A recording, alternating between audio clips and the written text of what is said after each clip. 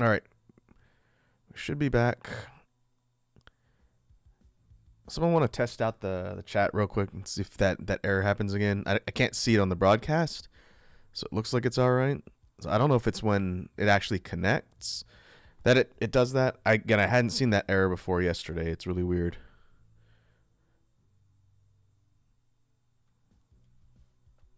Also, what's up, Red Dragon? Thanks for the test. We'll see if it happens throughout the stream. I don't know why OBS is doing that, but it's not doing it now, so I guess we're okay for the moment. Let's see. Can you folks hear the BGM? Should be in the background. Shouldn't be too loud. I did see that Sour Lad resubscribed for 7 months. So thank you, Sour Lad. This is very kind of you. And there it goes. Okay. I see it did it again.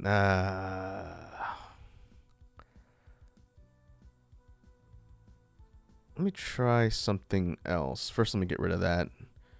Let me try and recreate this source. That's one thing I didn't try yesterday. If it doesn't work, I'm just turning it off again.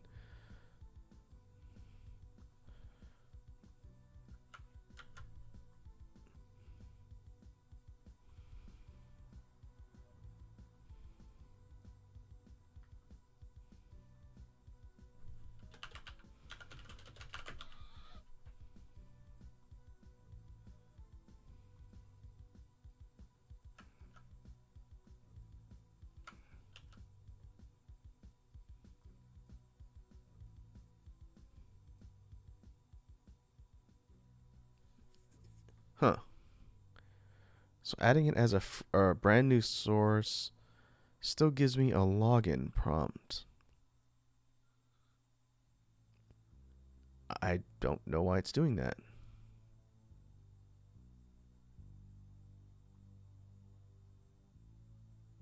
Okay, well, we're not going to waste time with it today. But that's weird. I'm just going to clear that off. Obviously, there's something up with OBS that's changed in 3 weeks. Because, again, I didn't change anything setting-wise. I literally just started everything up.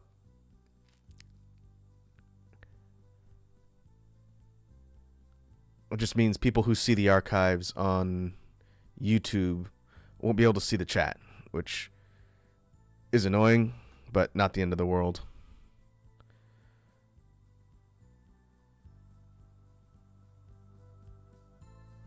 Okay, let's double check volume.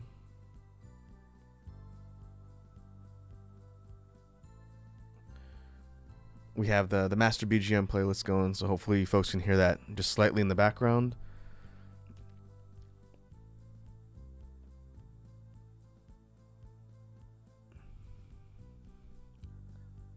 Sorry, that says don't dox yourself. No, I'm not gonna mess with that login thing live. Again, I don't. Actually, I think I know what the problem is. It's not something I could fix right away. I've had to change my password, I believe. That's probably why.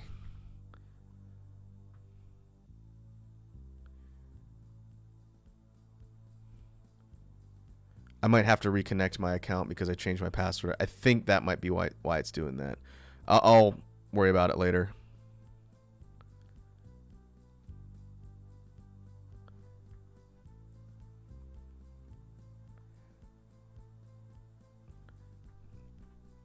Sourlad asks, how was Resident Evil 4?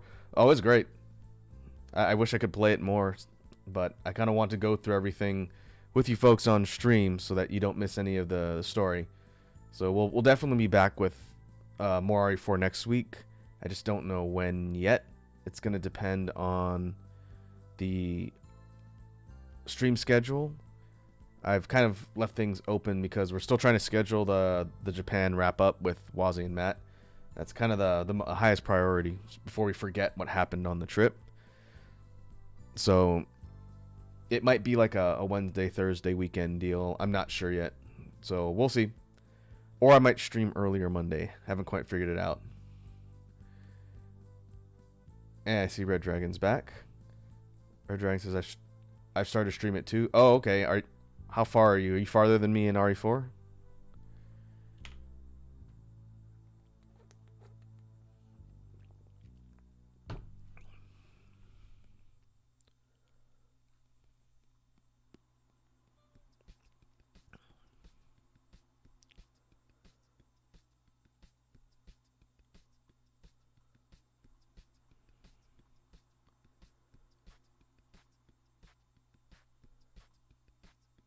Red Dragon says don't think so. Okay, well, I'll have to see if I can tune into either the VODs or see what you're doing, unless you get farther than me. But yeah, it's fun. How that said, shoot the lake for epic loot. Yep, that's what everyone told me yesterday. Like 3 different people said, make sure you shoot the lake so you can get a special achievement.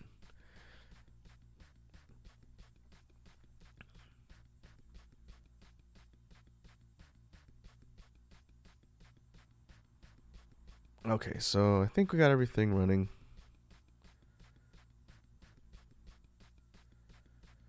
Red Dragon says I'm in the house. Jake says from the big dude. That's pretty close to where I'm at. So that's the Mendez's house near the lake. I think I left off like right after there, so pretty close to the same spot. But yeah, game's great.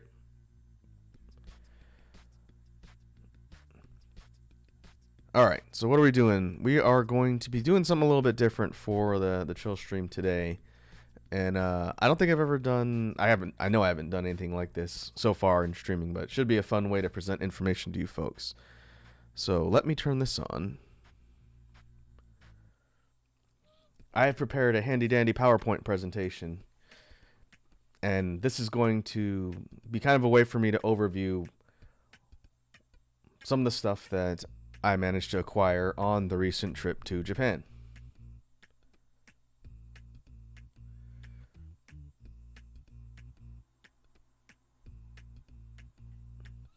Hey, Lava King's here. Lava King says, hey, Raku just got back from judo. It went great. I took down 2 black belts in sparring, and this brown belt girl, which is high rank, crushed my neck with her head and head with her legs. I'm feeling great. That sounds painful, Lava King.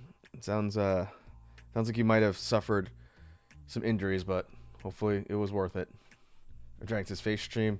Of course, every stream's a face stream. You guys know what my face looks like.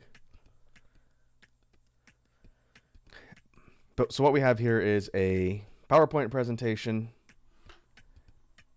and I've kind of put together some pictures that I took from all of the stuff, as opposed to just explaining it and trying to, tell you folks without showing. Lava King says, my head is ringing and it hurts to blink. Ooh. Take some Tylenol or ibuprofen. All right, so I should be able to just tab through the slides here or jump through them. Let's see, let's go over here. Yeah, all right. So I can just hit side to side, and I can jump forward or backwards if people want to see stuff I've already covered. It's not long, but there's a decent amount to talk about, so let's go ahead and jump in.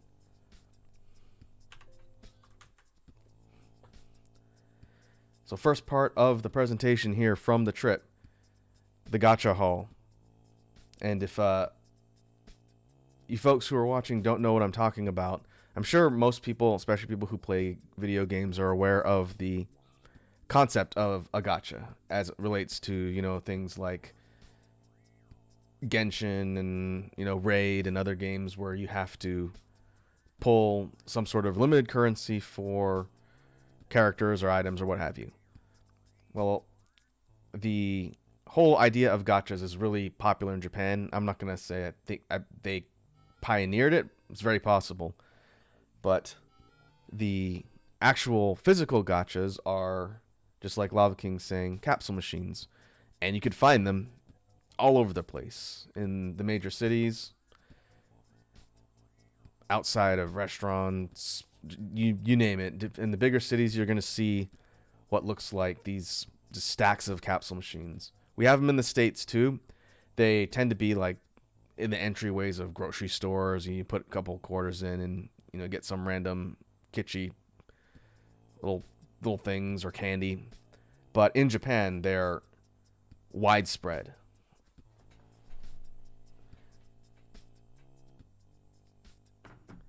Like a 6-star SSR Rakune Miku. You could be so lucky. Lava King says Japan loves gachapon machines. Oh yes, and in the travel vlog, which I'm in the process of editing, I'm hoping to get that out next week. I took some photos of some of the spots, or a video of some of the spots we went to, so you can actually see. It's not like one machine or two machines. Some places it's literally a wall of these gacha machines stacked on one another. Hey, Mysterious Phoenix is here. What's up, Mysterious Phoenix? Welcome to this informative, non-branded TED Talk. And so, as we were traveling through the cities in Japan, we saw a lot of these gacha machines all over. All over the place. In Tokyo, in Kyoto, and Osaka. And what's pretty interesting and at least more unique to Japan compared to like the random machines that we have in the States is there's a lot more variety of stuff and all sorts of things you can find in gacha machines. All ranging from things at branded properties, like video games or anime, to just some pretty random themed stuff, which you'll see in the presentation here. We're going to be covering kind of a range of things, and the prices also range from cheap to expensive, and I'll kind of explain to the best of my memory which ones cost what. Crusher says, Gacha's the worst, but sometimes has cool stuff. I got some Dragon Ball Super figures at a GameStop gacha. I will say that when you're faced with the sheer amount of variety and stuff that they have in different spots in Japan, especially in places like Akihabara, you can drop some money on them, because the cheapest gacha that I saw there, with the exception of I think a couple random ones, for the most part the cheapest was 100 yen, or a little less than $1. And we will see how high the prices go on the stuff that I brought back. But we spent a lot of time in different spots and collecting random stuff, and so you'll see that here in the presentation. Also, since this is sort of related to kind of what we did on the trip, I'm not going to be going super deep into a lot of the lore, since we're going to be covering that on the stream with Wazzy and Matt. But if you guys have questions about anything, as long as it's nothing that is going to spoil that particular upcoming content, feel free to throw your questions at me. You can ask, and I'll tell you if I'm saving it for that stream. So feel free to ask questions, and it's not related to just the stuff I'm talking about as far as the Japan trip. Red Dragon says, so you're poor now? I don't know, not really. I bought a decent amount of things, but I wouldn't say the vast majority of them, expense-wise, were from gachas. We'll see. Because this presentation is broken up into two parts. The majority of it is gacha stuff, so you can see it, and we'll talk about some other stuff too. Sarah said, ever tried that Rainbow Boss coffee? No, but I saw it in vending machines. Those vending machines are everywhere. I don't like coffee, so I don't think I would have gotten much out of it, but I know that rainbow coffee is really popular. We saw it in some of the vending machines. Crusher says, Rocco, I can't believe Wazzy put her mouth on your little reactive image on Twitter. I can believe it. I would have been surprised if she didn't. That's okay. Okay, so we're going to go through, it's not really in any particular order, not like order of acquisition or anything like that, but we're going to look at the wacky variety of stuff that I got out of gacha machines. So let's get started. First one. This is a quote-unquote premium caterpillar. And so I rigged up a setup at home so I could take some decent pictures with decent lighting with my phone. But there's no real way to show scale. And so I'll try and approximate it using, American Freedom units. So in a couple spots that we went to, some of the larger areas in the cities, we saw what were called quote unquote premium gachas. Okay, so like a lot of them are 100, 200, 300 yen, so topping out at maybe a couple bucks US. But some places had what they're called premium ones, and these ones started at 500 yen, and I think I saw it go up as high as 15 or 1,500, 1,500. And so a couple things you'll see on here are from the quote unquote premium gachas. I didn't go higher than the 500. Nothing I saw there was really jumping out at me. But this one here, this premium caterpillar, was from one of the 500 yen gachas. And to give you a sense of scale, this thing is probably about 5 inches long, maybe 4.5 inches. And when you get it, it's all broken up into segments. You can kind of see, my cursor's on screen. The body parts here are all kind of disconnected, and you have to snap them all together. So it comes in pieces, and then you assemble it, and then you have a fully functional articulated caterpillar. It was part of this set of creatures that are all like bugs. And I thought it looked cool, not knowing what I was going to get. I said, all right, well, we'll see what we get. And so that's how we got the premium caterpillar. Mr. Phoenix says, how big compared to a banana? I would say a regular banana, maybe half. I don't know what I'm going to do with this thing. It can be posed. These articulated parts here kind of bend and twist. And so if I wanted to make it kind of like rearing up, I could, but it's a little top heavy on the front. And you can kind of pose the legs. It was kind of random. I was like, all right, sure. That's going to be an interesting conversation piece. But the whole series was these kind of realistic bugs. And we'll see kind of more similar ideas here as we proceed. Starlight said, looks like a shoe. And Red Dragon asked, why didn't you take a pic next to a cup or bottle? I should have, but I didn't have anything in my space at the time, and I was trying to get these pictures together quickly. It's all right. I'll explain how big a lot of this stuff is. It's nothing too difficult to describe. But yeah, this one's kind of wacky and weird. So let's move on. There is a bit of story behind this one. And so this particular picture is of two things that came out of I want to say 4 or maybe 300 yen gacha. And so there's one themed around cryptids. And I'm not going to go into too much detail because part of it's related to something we'll talk about on the trip wrap up. But they had all sorts of cryptid creatures. There was like a yeti. There was some other stuff that was really attention grabbing for Wazzy, if you can imagine. But the two that I got here, this one on the left, a little kind of green alien looking dude, it's supposed to be a chupacabra. And the one on the right is supposed to be a kraken. And these two are not big. They're the little keychain size, so maybe about 3 inches tall. And they're kind of soft and plushy, and they're just crammed into their capsule balls. But they were kind of fun.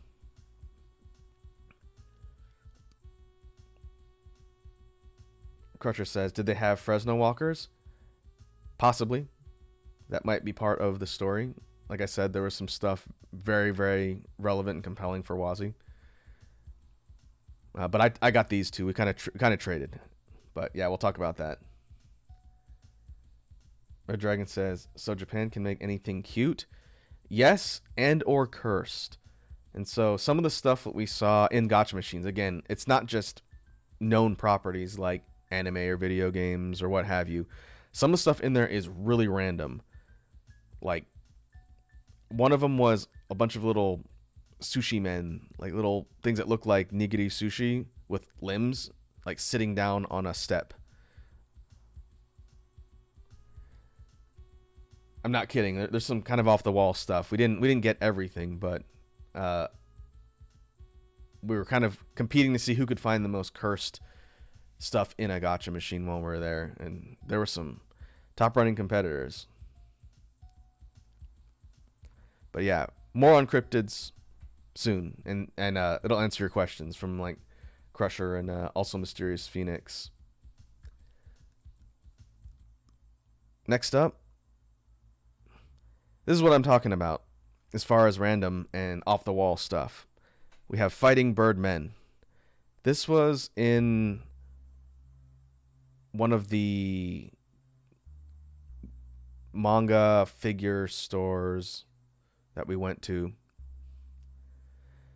And I only saw this particular gacha, I think, once in that particular store. And these were 500 each, I think. Either 400 or 500 yen each. So, again, a few bucks.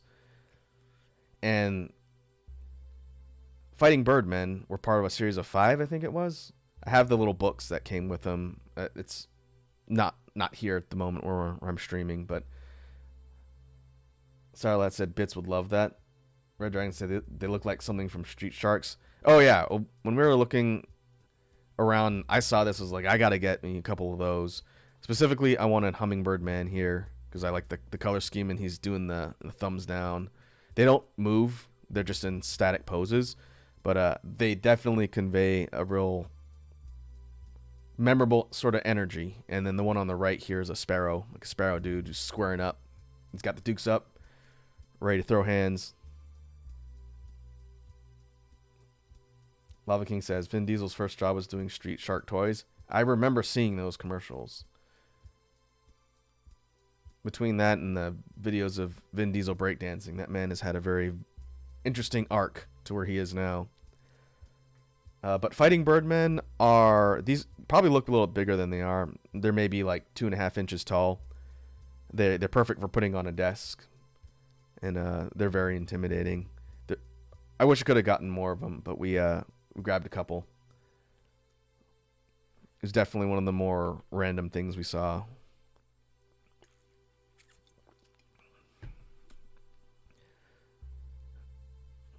Next up, we have kind of a 2-for-1 here. These are not from the same series, but they're small, so I put them in the same picture just to save some space.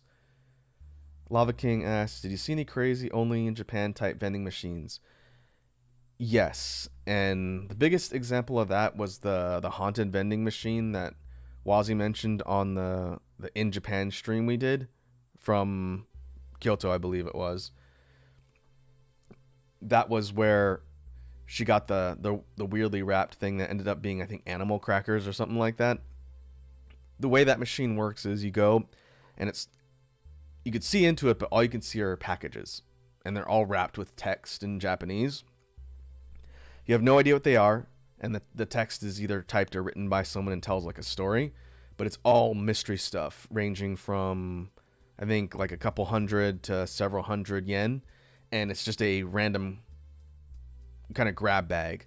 I think she might have taken pictures because like the vending machines themselves were in a weird part, kind of shoved under this building in like a really weird spot, maybe about half a dozen of them, and you could only get those weird things there, I believe. It was kind of weird, a little creepy, but we didn't get anything cursed, so that's good. Lava King asked, did you see the life-size Gundam? We did not, because we weren't in that area. I know the original Gundam was in Odaiba, and I think they've moved it and put it somewhere else. The one that actually moves, I think, is in a different city. But we didn't get a chance to see that, but we saw plenty of scale large Gundam statues and whatnot. They're all over the place. You know, Japan loves their Gundams.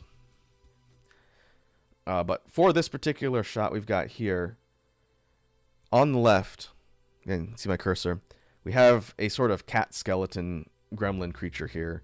This was part of another series that looked really kind of weird and cool, and they glow in the dark, so I picked one up, and the little booklet said this one was like supposed to be a cat skull.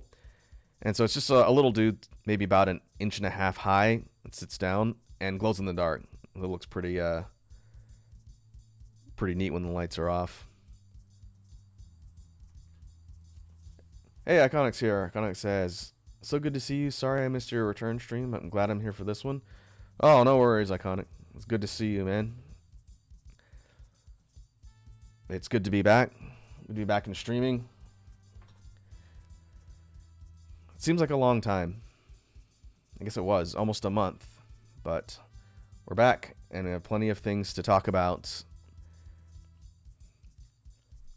Oh, and I see we got a drop a beat from Crusher. So we will do that before we move on.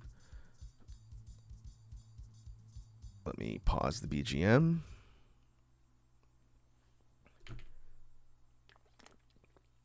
And we have a hydrate from Mysterious Phoenix.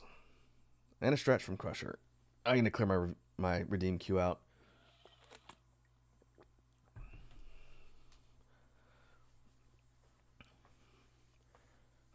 Okay, so no music. I'm going to put my headphones on. Seems like we haven't done one of these in a while. So let me think of a beat, and then we will continue on. So let's do it. I guess this is technically the first one since I've been back. So let's make it a good one.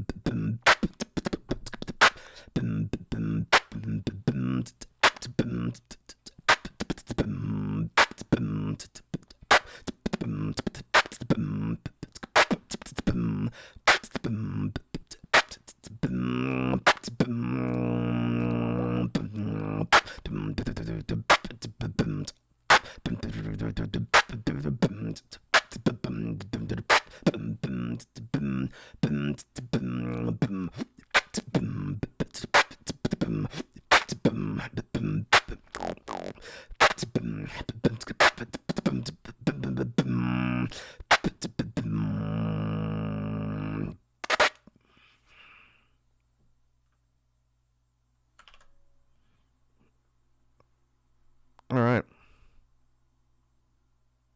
Let's turn the BGM back on.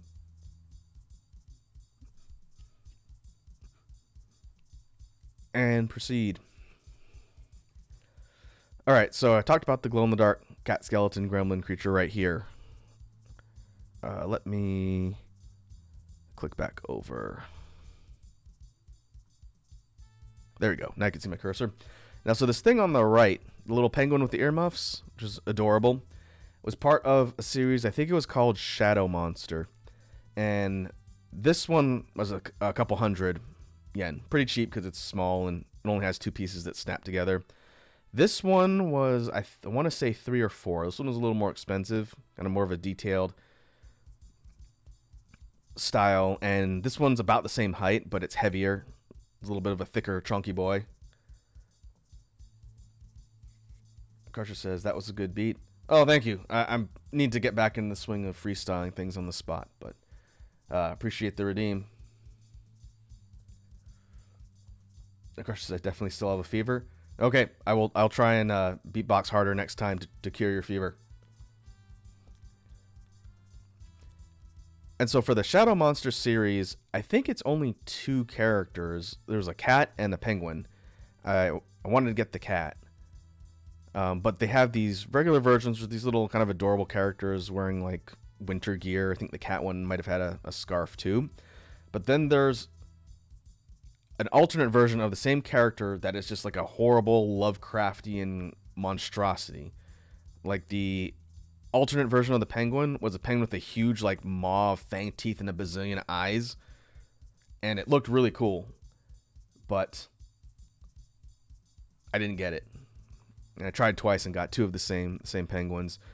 I think Wazzy got one, but I can't remember which one she got. But so you have like the regular cute version, and then you have horrible monstrosity, which looked really cool. And I'll have to see next time I go back there if they still have that series. Crusher says your beat was very fire, definitely burned away some of the fever. Counter fever with more fire. I'm not a doctor, but that seems to make sense to me. And so for this Shadow Monster series, I saw these in a couple different spots. This one was fairly common. The skeleton creature, the glow in the dark ones, I saw in a couple places, but this one seemed less common. Maybe because it was cheaper. But yeah, again, sheer variety. We'll see as we go. There's quite a bit of different things you can get out of the machines. And I see Snake is here with 6 hydrates. I gotta make my water last, Snake. But welcome. Welcome to the stream. If I have to go and fry chicken, it's your fault. Okay. Well, let's move on. Another thing that was pretty popular in the gacha machines, I saw at least a couple iterations of this, was stuff related to like well-known properties like Ultraman. Ultraman specifically, I saw a couple different variations of creatures that you can get in the machines. This one I think was also 500. Kaiju were especially popular, and as a person who loves kaiju, I thought that was pretty neat. Snake says, I've arrived. You have 6 hydrates. That's right. This one was part of only a 2-creature series. They're different colors, but this sort of semi-transparent style was, I guess, just 2 different creatures. There was this one, Rodora, who I've never seen before, and another one called Alien Balton, which I do know. Like a kind of a tall bug-looking guy with these pincher arms. That's the one I wanted, but I didn't get him.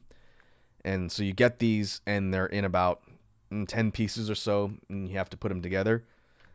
That is going to be key for something we're going to talk about a little bit later.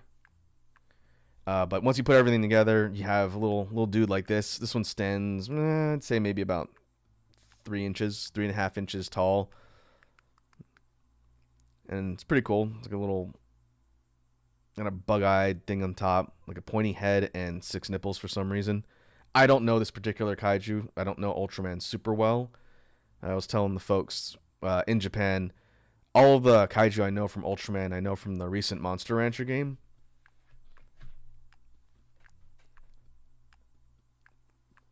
Crusher says, Snake, and I think Rira and I are starting the English dub of Ultraman Z.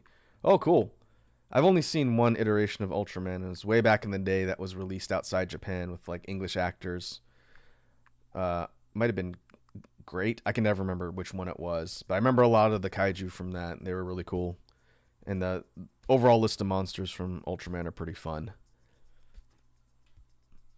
And so we saw that a lot in different things. You could get like little acrylic keychains of the different characters too, like the actual Ultramens.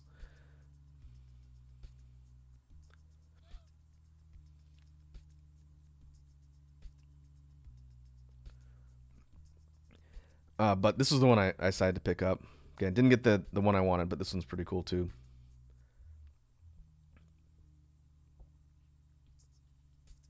All right, let's move on to the next one. Another thing, very popular, obviously in Japan, and pretty common in a lot of the gacha machines, is the Dragon Quest series of video games. I believe they still have the rule about releasing the new Dragon Quest games during the work week because they're so popular that it disrupts productivity. At least it was for a while. But the creatures and characters from the Dragon Quest series were in a lot of the gacha machines and a lot of merch stuff. I ended up bringing back a larger piece of Dragon Quest merch for a friend of mine here. But they also had smaller ones in the machines. And so this one was maybe 200 yen. And this is a female slime, the orange ones. The blue ones are the regular, I guess, male ones. And it's a little bit tough to see. This one is not super big. It's maybe a couple inches tall and maybe a couple inches in diameter. But it's squishy. It's like a little balloon. It's not like a stress ball, like foam. It's more like a little balloon that's sealed. And it's kind of soft and squishy.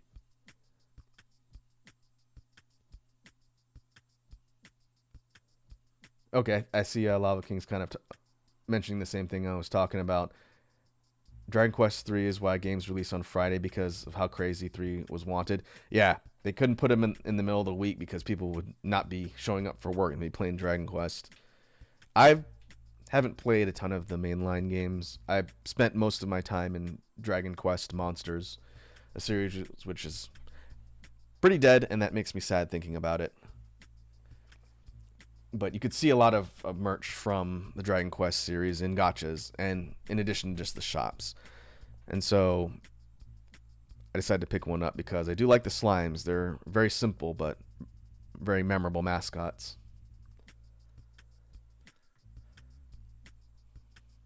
Okay,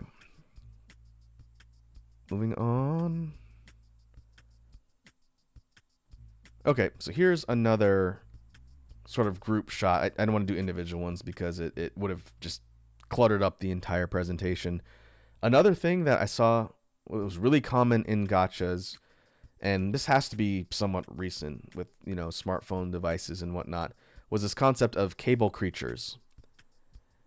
And so what these are creatures that are meant to hold on to device cables, like a headphone cable or like a power cable for a phone or something of small that diameter. And so these are all from different series. The crabs and the lobster from one. This little blue guy here, he's lying down, is this creature called Blue Ham Ham. He's like a little blue hamster with headphones. And these are dinosaurs right here. So the way it works for, like, we go down the line, you can't see, but there's a little cutout section on Ham Ham's chest. You basically slot the cable in there, and he just clutches onto your device cable for dear life and is just there. Likewise, for the crustaceans, their claws have a little bit that you can barely see there, like a little notch, so that you can clamp them onto your cable with their claws, and they just hang onto your cable. And these came from near the aquarium in Osaka, but we saw them all over the place. Apparently, the cable crabs are a reoccurring series. This is series 2, I think. You have these orange ones, a purple one, and then the bigger one, this is lobster. And so you can just clamp a bunch of these little suckers onto your cable, which is pretty novel. And they're small, maybe an inch and a half in diameter for these ones, maybe a little less than 2 inches or so for the dinosaurs lengthwise.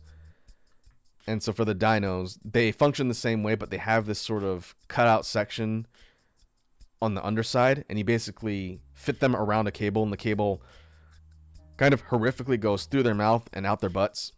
And so you can have threaded dinosaurs on your device cables. I thought they kind of grabbed onto them.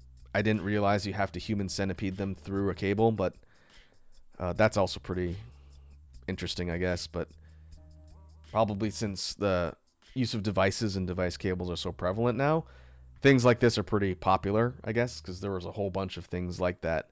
But I liked the crabs. I wanted to get one from each entry. I ended up with a duplicate set of orange ones. I think there's a blue one I was missing. But yeah, cable critters were a thing. This Blue Ham Ham was from a whole series with different poses and expressions of this little, I think it's a hamster. And all of them are meant to grab onto cables, which is kind of fun. And individually, these were a couple hundred yen. So I think the crabs might have been 2 or 3, and the dinos were maybe 200. So these are comparatively cheap. But I'd be interested to see if they continue this series of cable creatures in the future. Moving on. Okay, so here's another example of what we're calling like the quote unquote premium gachas. The first one was the caterpillar earlier on in the presentation. So this is a crab. And unlike the cable crabs, which are basically like a molded soft, like a vinyl, they're not rigid, they're kind of squishy, but mostly kind of like a hard single mold. Premium crab is actually articulated with joints, and this dude is maybe 3 or 4 inches across. Bigger than the little cable ones. Snake says jumbo crab. The joints here and here on the wrist and on the actual claw move, all the legs have a single joint in the body and then another joint on the actual leg. So you can pose this thing in different positions. You can have it kind of rearing up. You can rearrange the legs in all sorts of different positions and whatnot. So it's a fully articulated model, and even the eyeballs, the eye stalks move. And so this one was 500 yen. So a little less than 500 USD. And I regret not getting a couple more of these because they had a whole bunch of different colored and styled large crabs. The whole set was themed around crabs, and I probably would have traded some of the other ones I got, including one that I couldn't put together, so I essentially wasted my money. It was a praying mantis. It would have been better served getting more cool crabs because they're very detailed. The paint job and coloring is really neat. I don't know what actual species of crab this is supposed to be, but they had a whole bunch. I think at least 4 or 5 different ones. And overall pretty neat. The way you get them in the capsules, because they take up a lot of space when spread out, they're all folded up. So all of the legs and everything can kind of fold up in the body and make them very compact. And then when you actually spread the legs out, they take up a decent amount of space. Starlet says, any crabs with gun? No crab battle crabs, no. But you can put stuff in the claws because they open and close. So you could definitely give this one a gun to hold. I'm going to probably use this to hold my drawing pencil. But yeah, again, I wish I gotten more of these. These were cooler than some of the other ones I got. Premium crab. This one, apologies, the shot's a little blurry. I only took one when I was putting this stuff together. But this is a sort of mecha dragon or wyvern. And this was one of the first gachas I picked up. This was in Akihabara, I think. And I didn't see this one super commonly. I saw maybe twice the entire trip. But it's these little creatures. You put them together with the arms and the legs. And this stands maybe 3 inches tall. So not super big, but the legs can be posed. The head can be posed. And the wings can be posed. And it had like a couple different colors. Kind of reminded me of like a mecha monster hunter creature, which is probably why I picked it up. But these were cool. I kind of wish I had gotten a couple more of these too.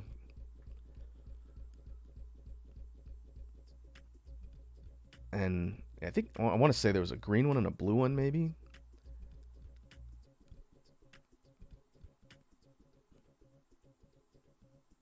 But yeah. It's a little bit tough to see because the photo's kind of blurry, but they have actually posable mouths and these little green eye things. I didn't really do it justice with the picture, but it was kind of a unique style that I didn't see a lot in gachas. Okay, so now we're moving on to the second major part of the presentation, and this is going to require some explanation. And I would rather tell this story because it just involves me here with all of you than take up time on the stream with Wazzy and Matt. But this was a trip-long endeavor, so I feel like it needs some background. And so we're calling this the Tsumugi Bako debacle. And I'm going to explain what Tsumugi Bako is in a sec on the next page, but this is the kind of intro from it. AKA the trip side quest from hell. And you'll see why the guy's saying kill me in a second. So first, I need to explain what this even is, otherwise it won't mean anything to you folks. So what is Tsumugi Bako? Tsumugi Bako is a universe of lore and content. As far as I can tell, it hasn't extended to anything beyond figures yet. The creator is a dude from Japan named Yoshi. You can follow him over on Twitter at Yoshi6054. I'm officially following this dude after finding his work in Japan. And again, figures and gacha related stuff is the only place I've seen things from Tsumugi Bako. And I've done some research, and there's not a lot on it other than the series of stuff that's been designed by this guy and released. And so I'll show you what's actually in the series in the next slide. But basically, the things that are designed and released are put out there as either things in gacha capsules or as blind boxes. And I didn't see blind boxes at all while I was there. One of the stores we went to was selling things from the company that distributes them, but not this particular series. And we'll get into why that was a big deal a little bit later. So I only saw them in gachas. The actual gachas that sell the Tsumugi Bako items, not common. In fact, I think I saw a total of 3 or 4 the entire time we were in Japan. There was one in Osaka, and I want to say there was another one somewhere else, and like 2 in the Tokyo area. And just machines that sell this particular series. So it's not super common.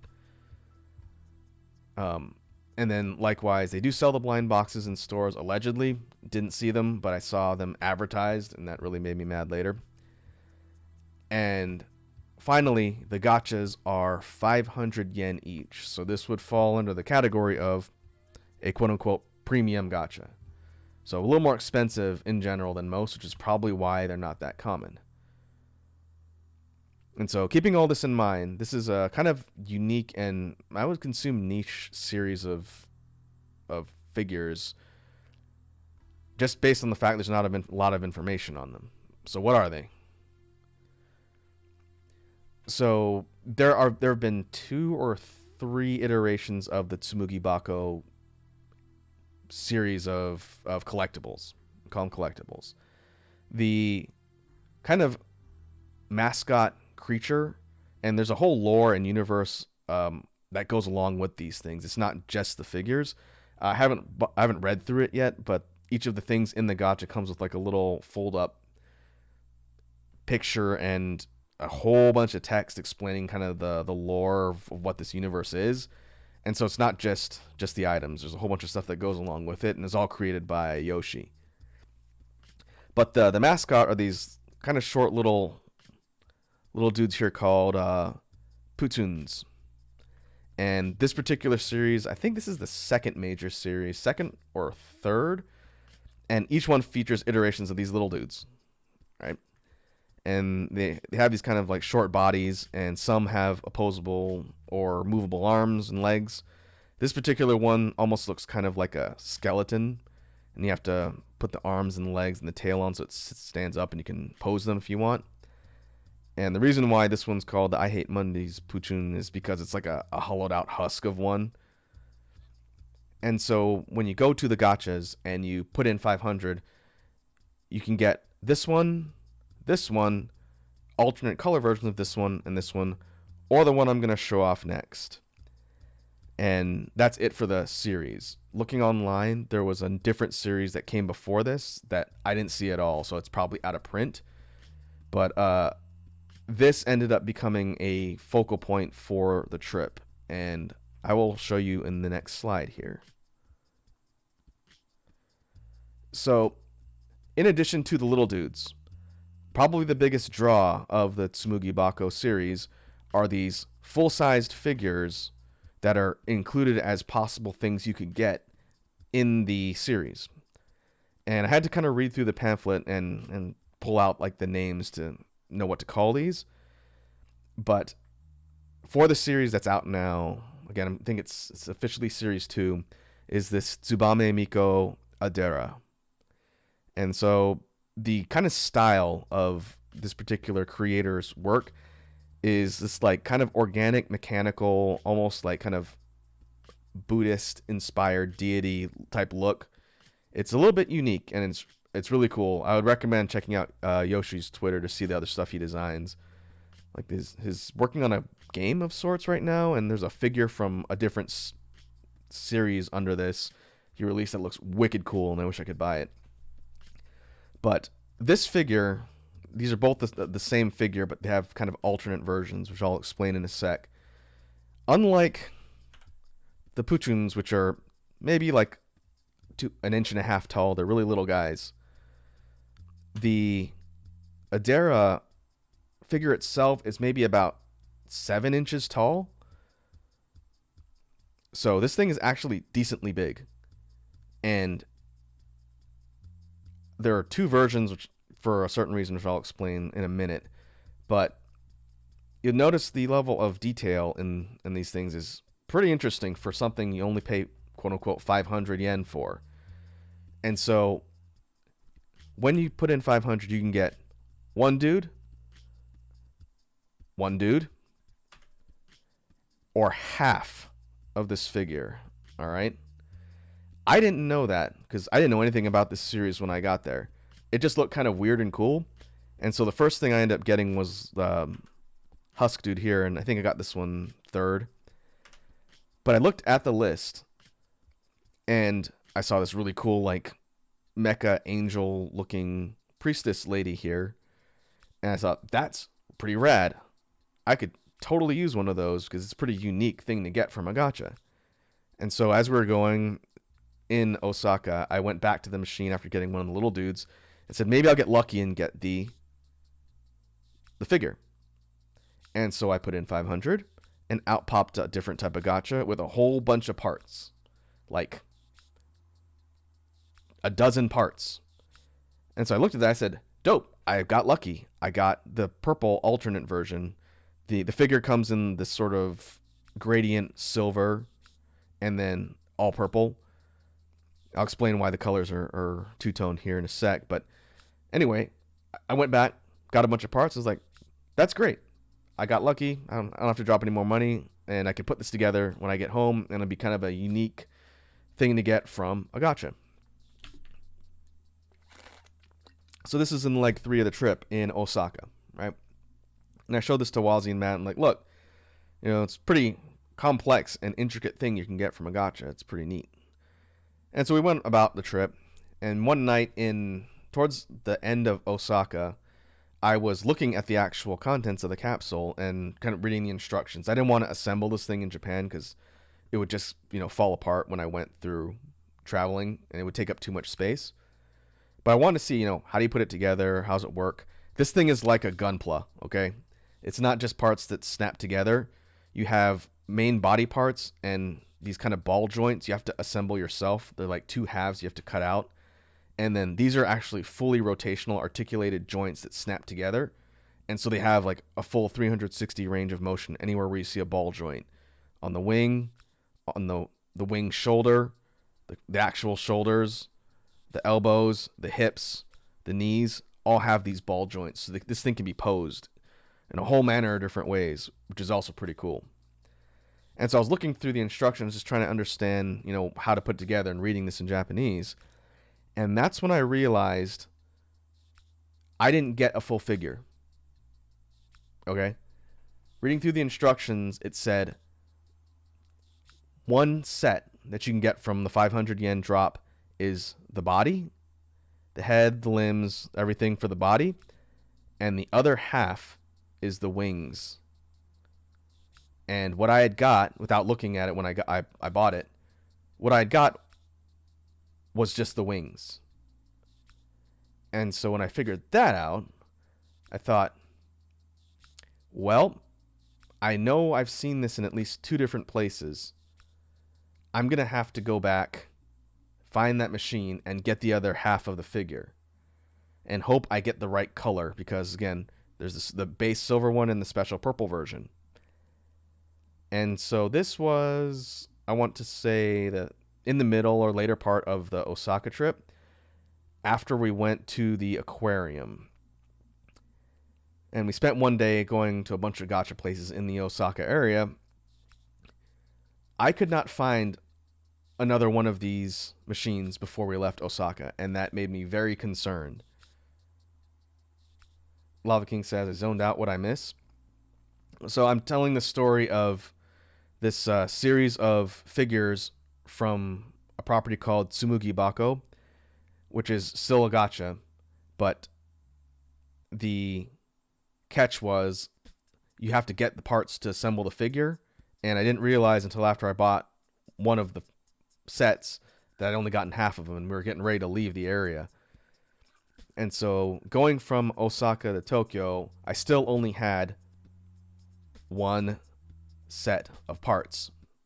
To recap, this really intricate figure, which again, this is about 6 or maybe 7 or 8 inches tall if you really stretch the wings out.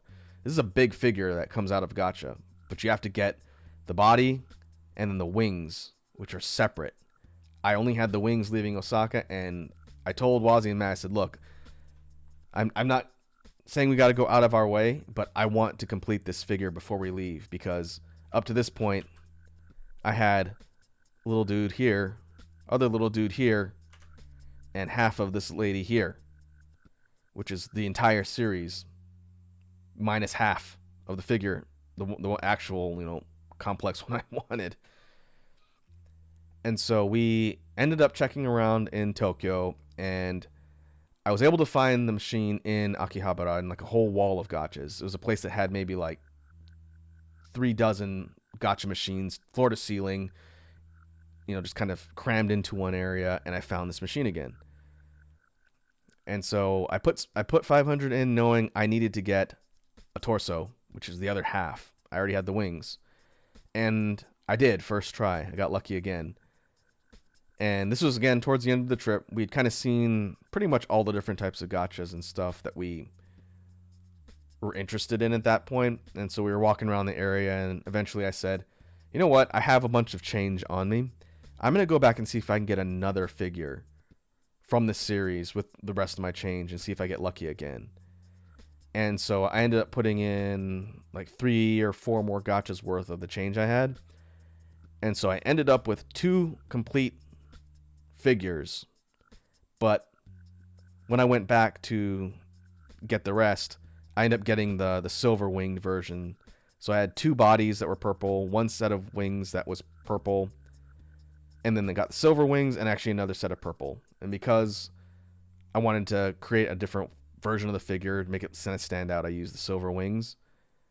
Across both halves of the sets, there's some unique things like a part for the waist, and there's 2 different heads and 2 different sets of hands. And so if you had 2 sets of the figure parts, you could make 2 distinctly different figures, which is kind of cool. That's why it's hard to see, but the head's different. And obviously the wing coloring is different. And so I was able to accomplish my mission, but for a while, especially because we were getting towards the very end of the trip, walking around in Tokyo, I said, if I don't find another one of the machines that sells these things, I'm going to be really annoyed, because that means I only have half of the figure, and that was the whole reason why I wanted to get it to begin with.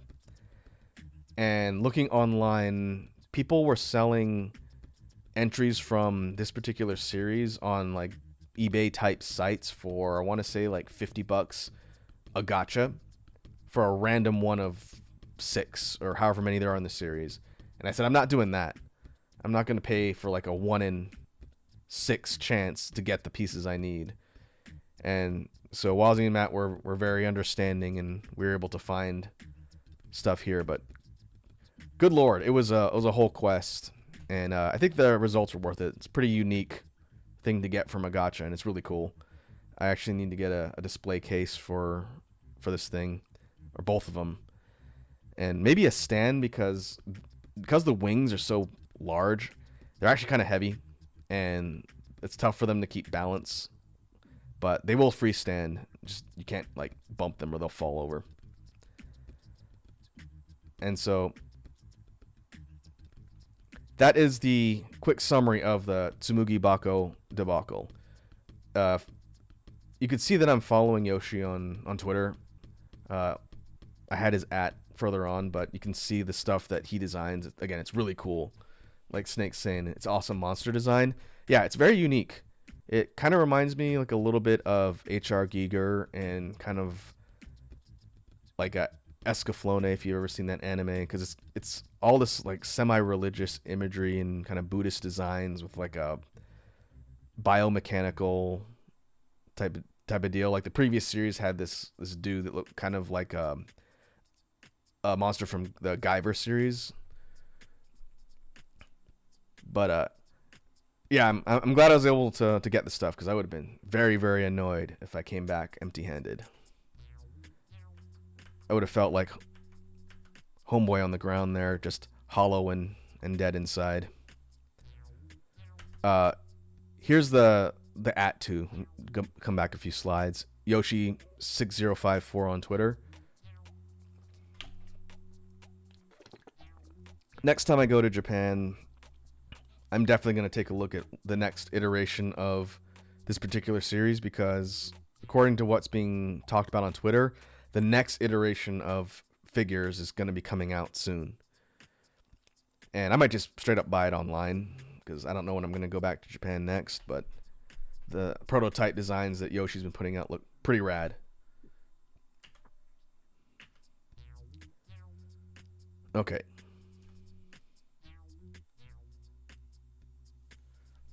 Next up, we're moving on to the third section of the presentation here. And this one's moving on from the topic of gacha stuff. Again, if you folks have questions on anything, feel free to drop them in chat. But these next couple bits I'm going to spend some time talking about are not gacha related. In fact, I guess they're gacha adjacent, if nothing else. And so, for a little bit of background for folks who might not have heard me talk about this before, I don't own figures.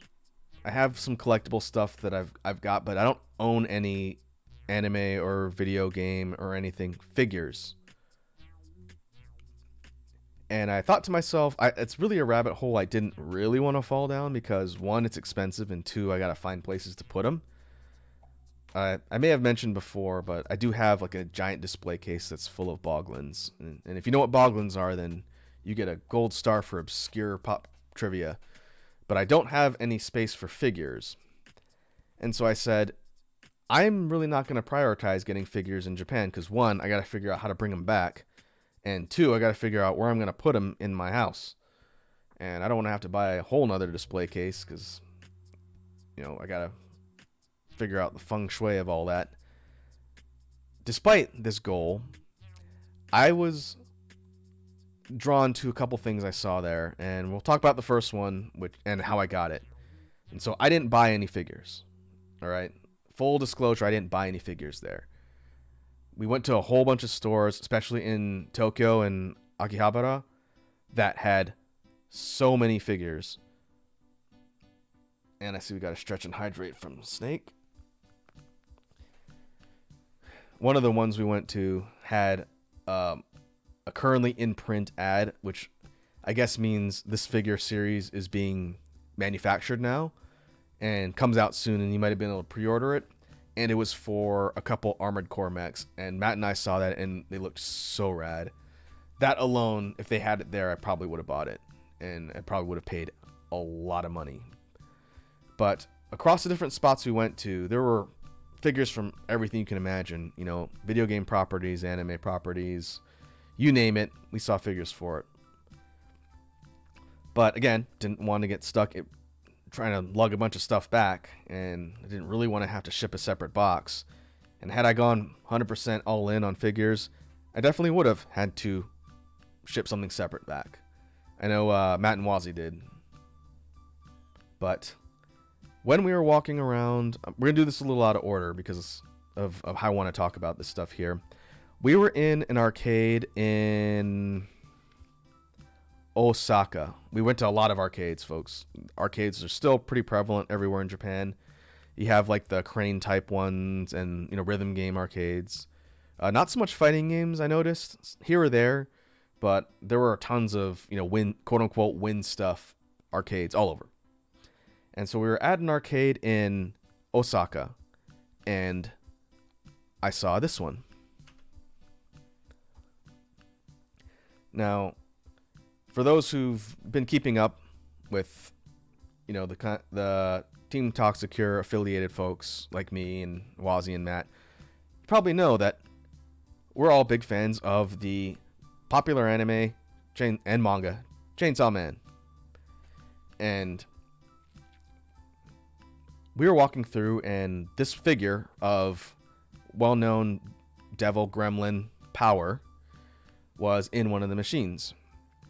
And it's a little bit difficult to describe. You could probably find clips of them on YouTube, but unlike the ones like a claw game where you're supposed to, grab the item of interest or like move it into like a drop slot or push it through a drop slot, this is one that I've seen that's a little bit newer, where basically there's this hooked device that's suspended or balancing on kind of like an arm, and the actual prize is all triggered kind of like a trap door around this thing, and what you have to do is use the claw to take this hook and push it off of the arm, and it's all held there with force, so it's actually stuck there pretty good, and so you have to kind of nudge it and hook it with the claw arm till it falls off, and then the figure drops, right? Again, kind of hard to describe, but if you look up that type on like YouTube or something, I know Connor CDogVA has played a lot in his crane game videos, and it's very difficult because you have to position it and then position the claw to a point where it's slowly pulling the hook thing off the arm, and then it drops the figure. So we're walking through, and then we saw this Power one, and obviously someone had dropped some coins on this one before, because the hook thing had already been slid a little off. It wasn't ready to fall completely, but it was definitely moved and was getting close. And so Matt and I teamed up, and we spent a little bit of money each trying to move the thing, and it was pretty difficult, but eventually we were able to, or I was able to get the nudge to push it off and get Power. And so this figure is bigger than everything we've seen so far. This one stands, I want to say, about 10 or 11 inches tall, and it's a solid piece that bolts onto the base. You have Power in her gremlin stance with Meowie, her cat, who plugs into the base at her feet. It's a pretty appropriate kind of pose and whatnot. And of all the stuff I saw, this was one of the coolest looking ones, and it was available in an arcade machine. I don't think we got it in less money it would have taken to probably buy it outright, but that's not the point. The point is trying to win and have something that you can take back and say, I earned it, with stupid amounts of money, I guess. But overall, it's a pretty cool figure. And so now I own a Chainsaw Man figure, and I don't know where I'm going to put it, but I will figure that out.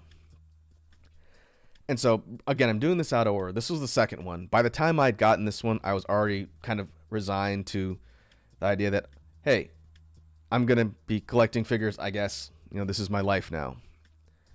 And that's because of the next one. So let's move on. And again, taking into account that this one that we're looking at, Power, came after the one I'm about to show you. But I want to do it in this order because, to me, the most important thing that I got on the trip is this next one.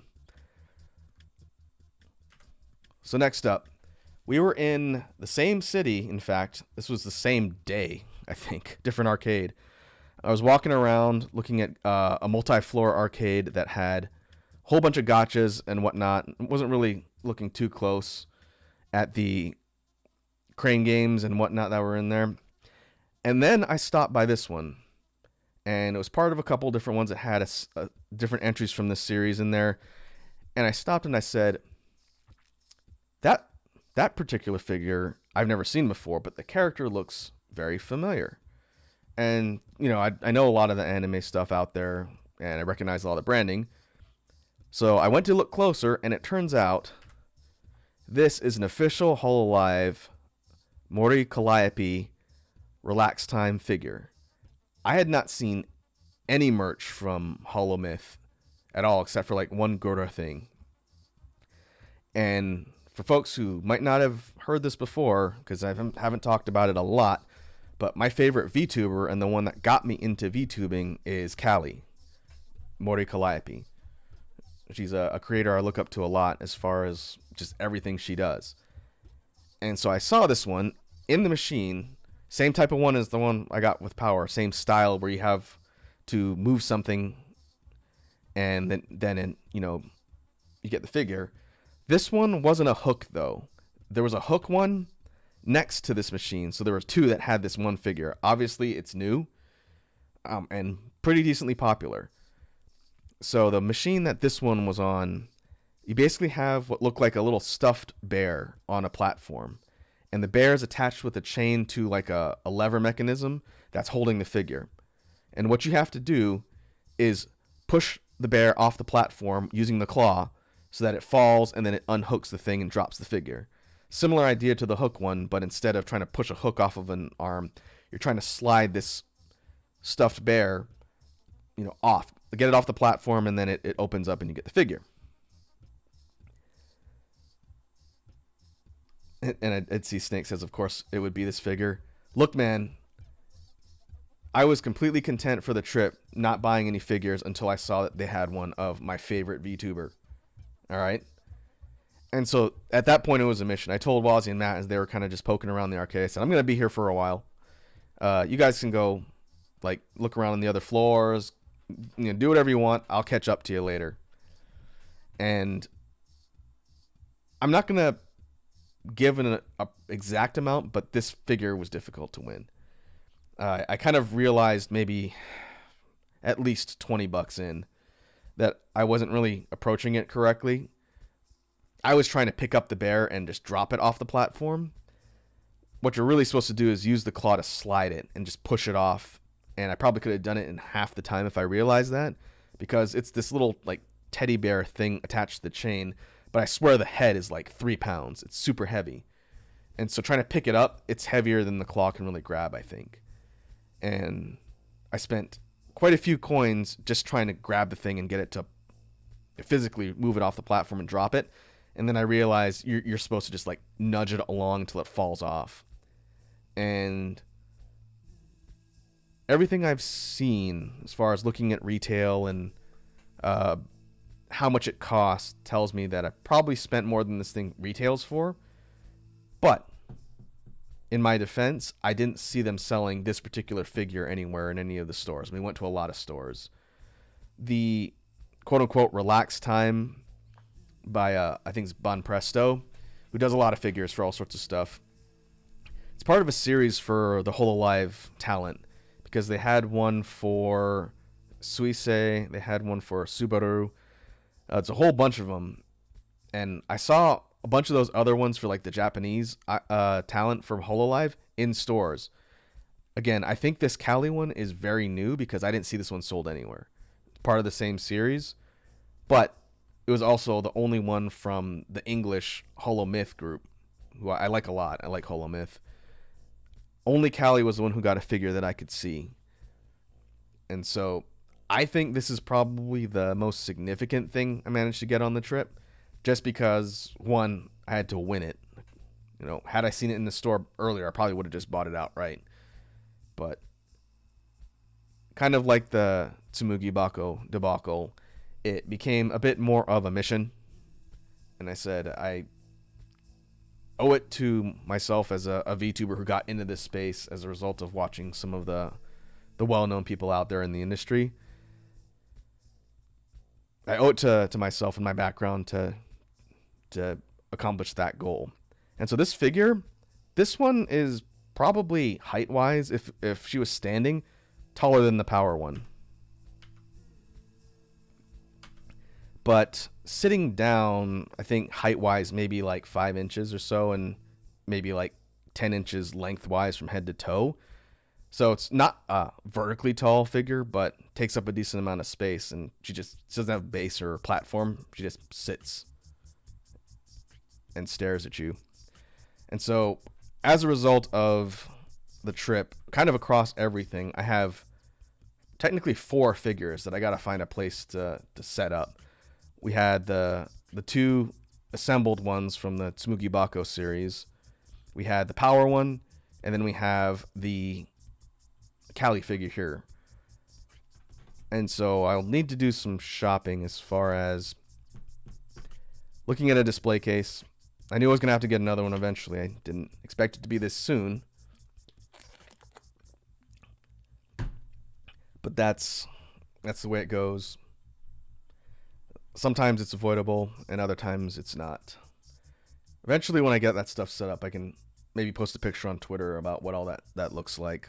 It won't be anytime soon. Fortunately, these two figures were the only ones I got, because I'll tell you right now, I didn't have enough room in my suitcase for Power in a box, but because she was just one piece with and then the base and the cat, I was able to get rid of the box and then just kind of wrap Power around all my clothes to make sure she wouldn't get smashed going through luggage. The Cali one, I didn't want to risk it, so I left it in box. Ended up taking a decent amount of suitcase space, but I said after these two, I'm not buying any more figures. I can't. Otherwise, I'll have to ship stuff. And fortunately, the rest of the stuff I picked up were all little like gacha type things. But yeah, as of now, I'm officially a figure collector.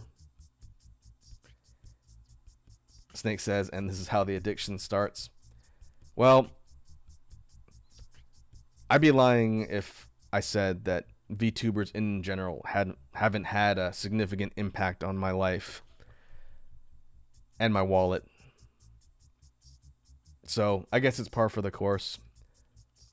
I'm probably going to be picky about figures, though. Another series I was really looking for was JoJo stuff.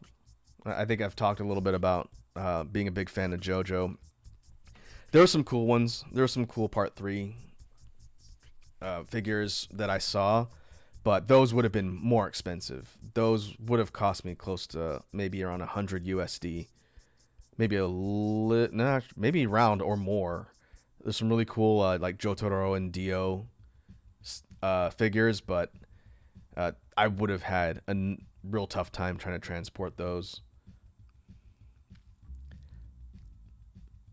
But in the future, maybe I can look at doing that. Also, of note, in a lot of the shops, there's a ton of really cool Monster Hunter figures from the different creatures in the series, and those were pretty expensive. I own a bunch of the small figure builders, but the larger kind of freestanding, really detailed ones probably spend between $100 and $200 at least on those. Lava King asks, "What's your favorite stand?" I don't know, that's a tough question. I think it would have to be something from Part 3, since Part 3 is my favorite. I'm not done with 5. I've seen 1, 2, 3, and 4. And I think now that 6 is done and 7's coming out soon, I really need to get on that. I intend to do so. Thinking about... let me think back to 3 so I can answer Lava King's question.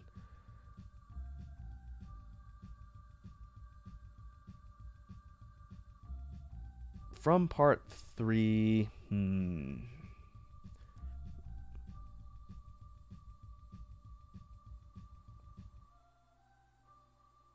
I kind of like Mariah's stand, the one that can control metal. But I don't know if that's my favorite. It's kind of tough. I might not have a ready answer for that one. Especially since I haven't seen JoJo in a while.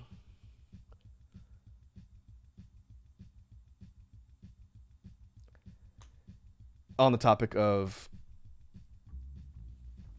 VTuber impact, Snake, I did see Snake says, I mean, you have VTubers, I have Toku, Iconic has Dragon Ball. Oh, as far as like time and money things, I wouldn't say VTubers to be the number one, but again, as a VTuber, as a Z-list VTuber myself, it was pretty much unavoidable if I saw something from Hollow Myth. Lava King says, "Oh, the magnetic one. Yeah, that's Mariah's. Yeah, the one that can magnetize things. That one's pretty funny, but I don't know if it's my favorite. I'd have to think about that one, man. There's a lot. I do like Josuke from Part 4's stand too. Crazy Diamond or Shining Diamond, wherever they call it in the English one. That one's pretty cool. I like the idea that it can fix things, but it can fix things poorly or whatnot. That's a neat ability. Pearl Jam's also pretty cool. The food one.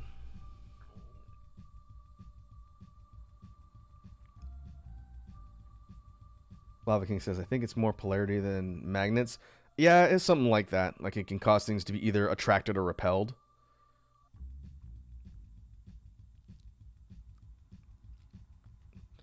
But on the topic of JoJo, and Matt can probably corroborate this too, and talk about it later, there wasn't a lot of JoJo merch that we saw. Like the figure places had, a decent selection of figures. I saw a pretty cool Bucciarati one that would have been pretty neat to buy as well. I would have maybe got that one over the deal one. But like, I wanted to get a JoJo shirt, and there really wasn't a lot of shirts. I don't know if they sell them in specific places. We're in Akihabara, where all the anime stuff was, and I didn't see any shirts. I see Red Dragon's heading off to bed. All right, Red Dragon, thanks for tuning in. Hopefully my financial trials and tribulations in the world of gachas and figures was at least entertaining. But have a good night, and I will catch you later. Good luck in RE4. But yeah, to kind of finish up what I was saying, wasn't a lot of JoJo stuff. I kind of expected there to be at least a noticeable amount in like the actual anime areas that we were at, but not really. Kind of strange. I didn't end up getting a shirt. I got an Elden Ring shirt, and I got a Godzilla related shirt. I had to be careful on shirts too, because one, they take up more space, and I had to make sure and allot space for merch from the Dinky Fest, which we will talk about in the actual trip wrap-up stream, I'm sure. And so all the stuff was in play as I was inadvertently becoming a figure collector. So in the future, I'll probably plan on just shipping stuff back and not having to worry about it. Like, I think from what Wazzy and Matt did, it took them like 3 weeks to ship from there to their home. And so you could do that. You just wouldn't see your stuff for a while. Sarlad says, oh, gotta go too. Bye, everyone. Thanks for the stream. All right, Sarlad. Thanks for tuning in and hanging out. Likewise, I hope you have a good rest of your night.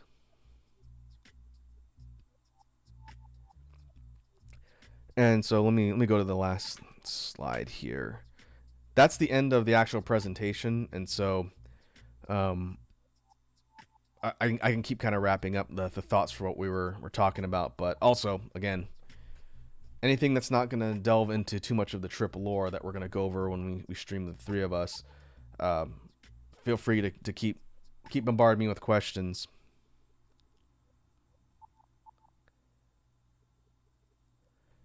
Hey, Mega Milk is here. What's up, Milk? It has been ages, my friend. How are you? How come it says first time chat? You've been here before. Did you change your name?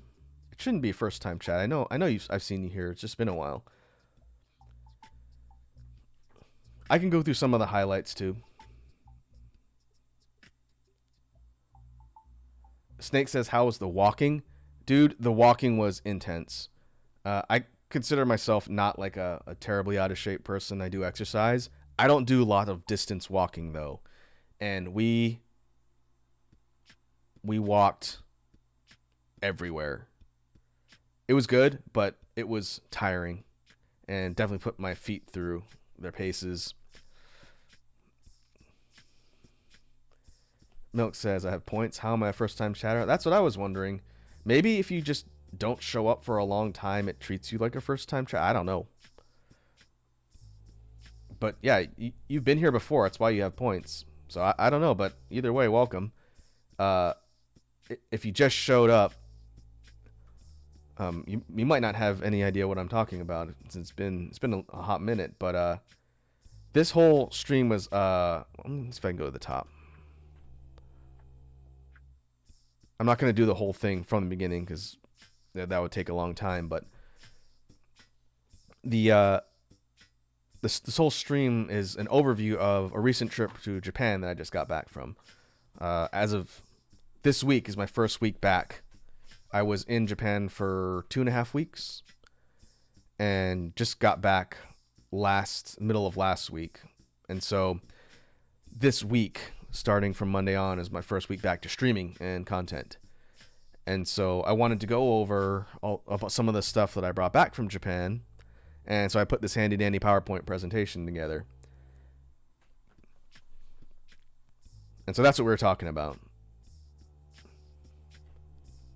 And that's why I was telling folks, like, probably right as you popped in, I'm also answering questions about the trip, since I was going there with some friends of mine who also stream here on Twitch. And we did do a stream from Kyoto while we were there. We tried out snacks on stream and talked a bit with respective communities about stuff we'd seen so far. But other than that, we were kind of offline for almost 3 weeks. And so to kind of recap a little bit about what we're talking about, a lot of the stuff that I picked up was from gacha machines. And there's definitely a wide spectrum of things from the gacha machines that we talked about today. And I guess the VOD for this will be up here on Twitch and also on my YouTube channel once we're completely done. So if anyone jumping in later wants to see like the stuff we talked about in granular detail, then you can always check the archive. But we saw a whole boatload of gacha machines and all sorts of random stuff there. And so you get things like semi-realistic large bugs for 500 yen. Usually anything that's falling under the quote-unquote premium gacha label is going to cost you at least 500 or more, which is USD like $3. Most of the stuff is like 200, 300, 400, but then they get the premium stuff, it's like 500, 1,000, 1,500. It can get up there. I think I saw an Evangelion Shinji figure, which was like 1,500 yen, so like around 12, 13 bucks. I said, I'm not spending that much for a little Shinji figure. If I cared that much, I would get a larger one, but I also don't need a Shinji figure because it's Shinji. We also had smaller kind of plush type stuff. Like these cryptids are only a couple inches tall. They're very small, like a keychain size. But they had a whole bunch of cryptids. This one right here is a chupacabra, and this one's supposed to be a kraken. These were a few hundred. And we talked a bit about some of the kind of wacky and random stuff that you can buy out of the gacha machines, including fighting birdmen. If you've ever wanted buff fighting birdmen, that is definitely something that you can get out of a gacha machine. And again, what I talked about was this was not common. I think I only saw this one once or maybe twice the entire time we were there. And we were there in we did a 4-city tour. We did Tokyo, then a few nights in Kyoto, the old capital, then a few nights in Osaka, and then a few nights in Tokyo again at the end of the trip. And so we were kind of hopping all over the place. There's going to be, I was talking about it towards the beginning of the stream, I'm editing a travel vlog that has, footage and stuff out there of different spots we were at. And that'll be going up on YouTube at some point so people can actually see what we were doing. Hey, Iconic is back. Did you see the fighting bird, man, Iconic? What I'm doing is I'm really quickly going back and doing like a recap for Milk.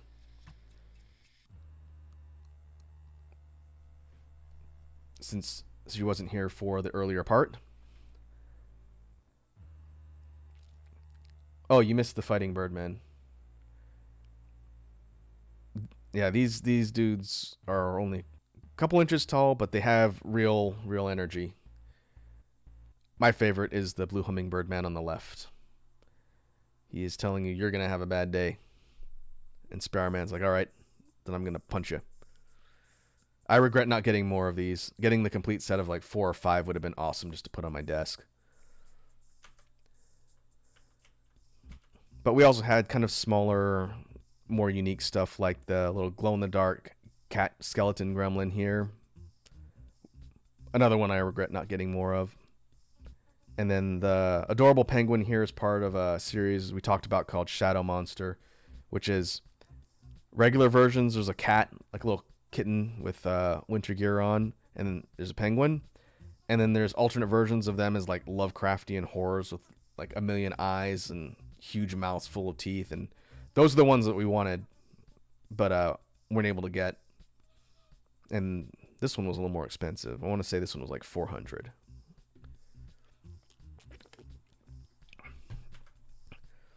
We also had things from well-known properties like the Ultraman series.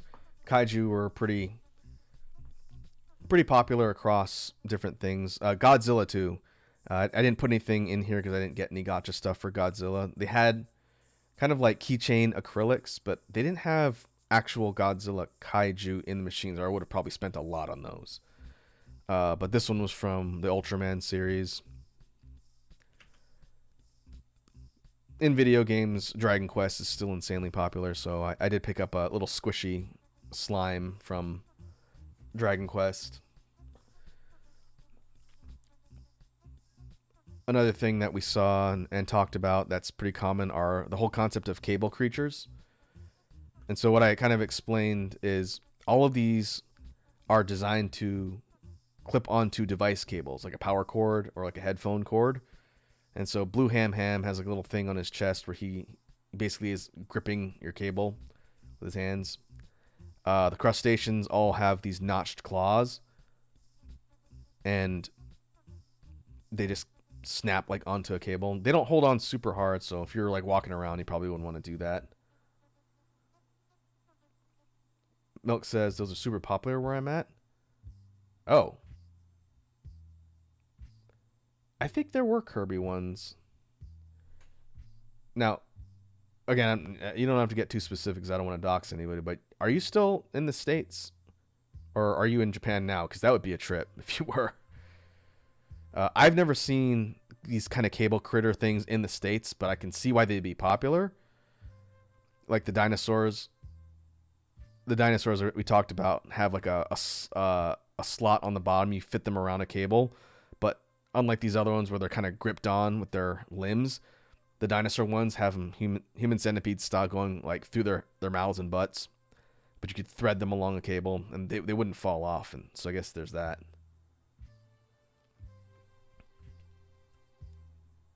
Oh, I see. I got you, Milk. That would explain the Kirby one.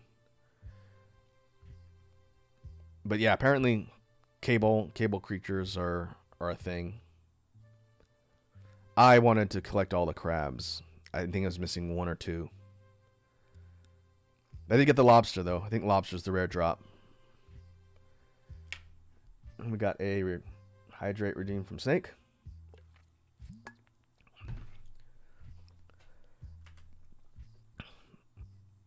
We talked about premium gacha stuff like the caterpillar in the beginning. This is a much larger, fully articulated crab with posable limbs and overall kind of more of a complex design. This is another one I regret not getting some more of. It was 500 yen, but it's super cool. It's going to hold my pencil. Snake says, most important fact, did you have fun? Oh, yeah. Again, like 2.5 weeks in Japan. It was definitely not too short. We might have been able to condense it down to 2 weeks. It wasn't too long for me, but it was a long time to be out. But it was a lot of fun, man. When Wazzy, Matt, and I get together to stream a wrap-up of the official trip, which I don't know when we're going to do it yet. It's going to be sometime next week, I think. What we can talk at more length about, like, events and stuff that we did there. But things of note, without getting too deep in the lore. The food. All right, the food in Japan was phenomenal, which I'd heard from literally everybody who's been there. They said the food is going to ruin the equivalents in the States. Again, I live in the States. It's going to ruin it for you, but it's really good. And so across the board, food was phenomenal. Phenomenal and surprisingly cheap. Good parallel, real world parallel. So most places we went to eat, be it a mom and pop place to like a chain, for a decent meal, like for lunch, for a meal, maybe a side and a drink. If I were to equate it to US dollars, maybe $10. $10 at the top end for most places for a lunch, for all that. I went and grabbed lunch while I was out today from a teriyaki joint up the street where I live. I got a chicken katsu and rice with a side salad, no drink. It was almost $20.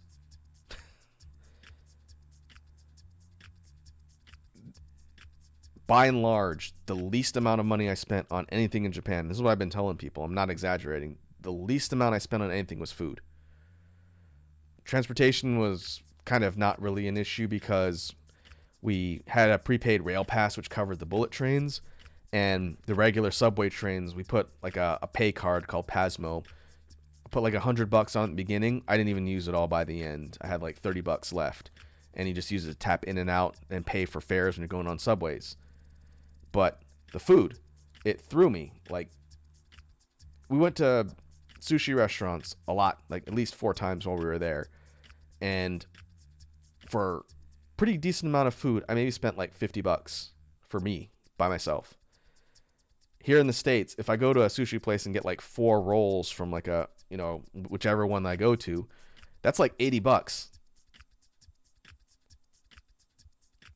And so food, drinks, like at bars and whatnot, just comparatively much cheaper. And all was great.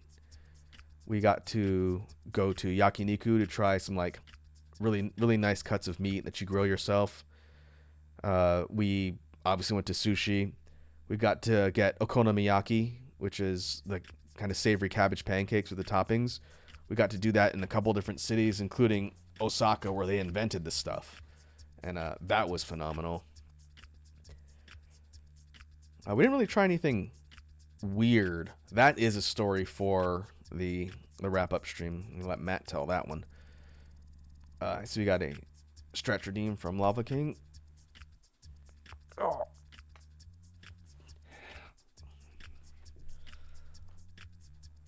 Let me move through the presentation to keep recapping things for Milk. This Mecha Wyvern is this little guy. Kind of unique. I didn't see too many things like this there, but that one was pretty cool. I could have bought another one of those to get a different color. The picture's blurry, so it's a little bit difficult to make out. That's my bad. Milk says, I've only had okonomiyaki from a make-it-yourself packet and one from a restaurant. So the Osaka style is where everything is kind of mixed together and then it's all cooked on a grill. I didn't get a chance to try the Hiroshima style, which is my favorite for okonomiyaki. Definitely wouldn't have been in Osaka because that would probably get you thrown out of a restaurant if you ask for like a different style.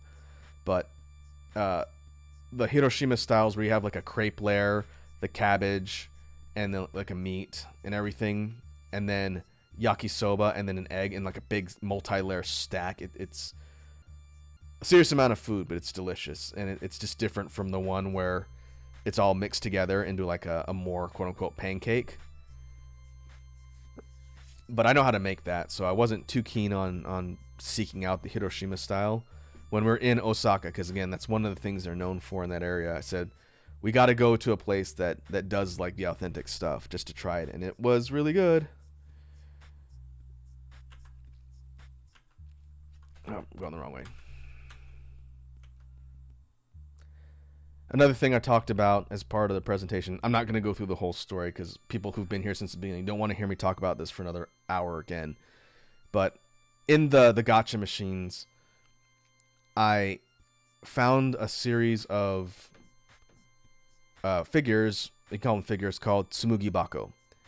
And they look like these kind of little dudes, and a lot of the design styling is kind of this like mechanical, organic, with a lot of kind of like Buddhist design flair to it. It's pretty unique. The designer is this dude named Yoshi. You can follow him on Twitter and see the stuff that he does. His creature design is, again, really, really cool. But these entries in the series are released either in gachas, which is where I saw them, or blind boxes, and I didn't see any blind boxes while I was there.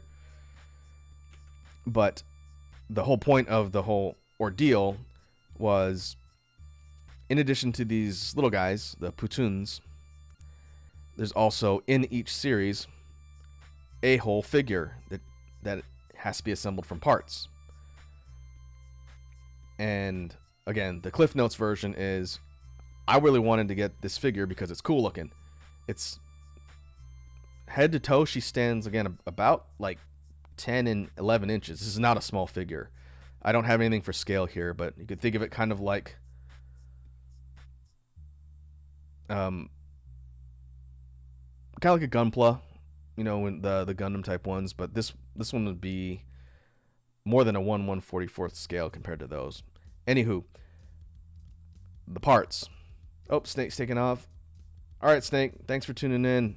Appreciate you hanging out, and I will catch you in the next stream. But anyway, the reason why it was a debacle for Milk, who wasn't here, in each of the gachas, you have a chance to get half of this figure. And I didn't realize that until like 2/3 of the way through the trip, because I got half of the figure, specifically her wings. And I realized I needed to get the rest of the figure, like the body, the limbs, and everything, which are all one set, the other half from the gacha, and we were already getting ready to leave the area. So between the third leg in Osaka and the final leg in Tokyo, it became a mission to get the rest of the bits so that I could complete the figure and not just be left empty-handed when I came back. And I was able to do that. The particular gachas, again, were not common, but we found them in Akihabara, which is... It would make sense because it's like the anime and game area. Milk says, hear me out, wing headphones. It might be a little bit tough to see on this one because this first one, the position is kind of more bent forward. But you can see here on the second one, the wings are attached to the back, like right behind the shoulders. There's a socket for these joints, and then the whole extension of wings are plugged in there. But it does kind of look like the wings are coming out of her head, which is kind of funny. But what I was telling folks is, unlike just a regular snap together figure or posable figure, anywhere where you see a joint, like the shoulders, the head, the body, I didn't point this out, the torso, the elbows, the hips, the knees, 2 sections of the wings, those are actually ball joints. They're fully rotational, like 360-degree joints that you have to put together and assemble. This first one, I didn't mention this either for folks, but this first one, which is the one I built first when I got home, this took me 2 hours because I didn't quite know how to put all the pieces together. Once I figured it out, this second one took like half the time. This one took 2 hours to put together, and I have kind of little baby hands, and it still like gave me calluses with the amount of like things you have to snap together. But once you do, it's fairly sturdy. Like, I wouldn't want to drop it, but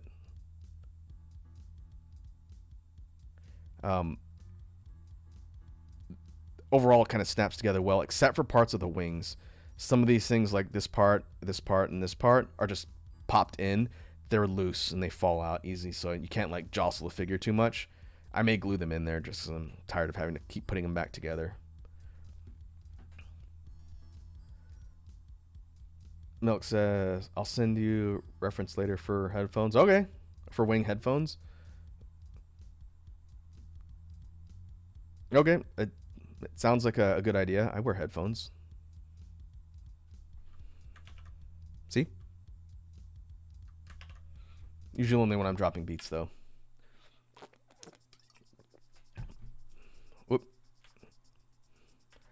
So anyway, that was the whole ordeal, was making sure I found all the parts for this figure. It was worth it, but it was a bit of a side quest and not cheap because each shot at the gacha was 500 yen, and I think I had to do it 5 times, so not terrible. But I would have been very annoyed if I wasn't able to get the rest of that figure. In fact, I would probably be so annoyed I wouldn't be telling you people about it. I would just pretend it never happened.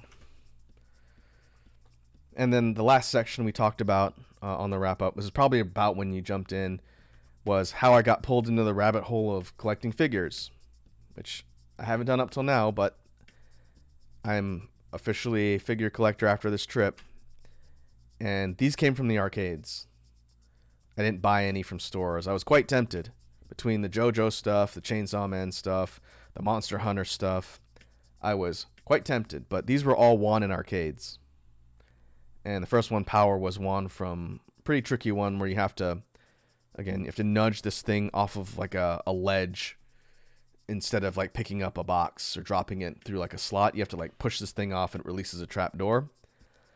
Took a decent amount of effort, but I was able to get this Power figure, which is pretty rad. And this one's about, I'd say about 11 inches tall. It's a decent height. It's not a small figure. But the one that I was probably on when he showed up was the Cali figure. I saw this one first in the arcades. And it's the same type of game where you have to nudge something off of a platform in order to get a trapdoor to open. And I spent a decent amount of money on this one. I don't regret it because, like I was talking about when we were looking at this before, Callie's my favorite VTuber and the reason I got into VTubing. So when I saw that they had an actual figure for her there, the only one I saw, I had to get it. Prince says, money well spent. Hey, Prince, welcome to the stream, man. I would say money well spent. Again, this was in an arcade, so I probably could have bought it outright for like 20 or 30 bucks. But I didn't see this one in stores because I think this Cali figure was relatively new. So I only saw it in arcades, and I saw it in a bunch of them throughout the rest of the trip. But I would say maybe I spent 1.5 times the value. I'm not keeping track, folks. It took a lot of tries, but more than the Power one. The Power one took a little bit less. Plus, Matt and I were both trying to get that figure. Milk says, more sentimental value. Now, anyone who plays video games knows that when you're trying to accomplish a task, you cross a point or a threshold where it becomes a matter of principle to not lose. And that's how they get you. That's how they get your money. But when you cross that threshold, it becomes more about not letting the machine or the house win. And I know it's not the most financially responsible thing to do, which is why I don't play a lot of gachas that require money anymore. But when it came to, my roots as a VTuber, I said, if I have to throw down on anything for the trip, it has to be this Cali figure. Because if I didn't get it and I went back home empty-handed, I probably have to retire or graduate.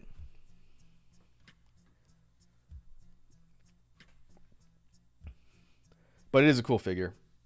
It's just a shame there weren't other things from the rest of Holomyth and EN there. I did see, I think it was like a mouse pad or like maybe it was a poster or something for Gargura. But that's it. I didn't see anything for the rest of the English. It was all of the fairly well-known first couple generations of Hololive in Japan. So like I saw Pecora stuff, Subaru stuff, Korone stuff. From the first couple gens, Fubuki, I think I saw a couple. But this Cali figure, I think I think it's brand new. Just from looking around, it's not very common yet. So the end takeaway that I was explaining to people is between acquiring a Chainsaw Man figure of Power and getting one of Cali, now I have officially started collecting figures, so God help me in my wallet.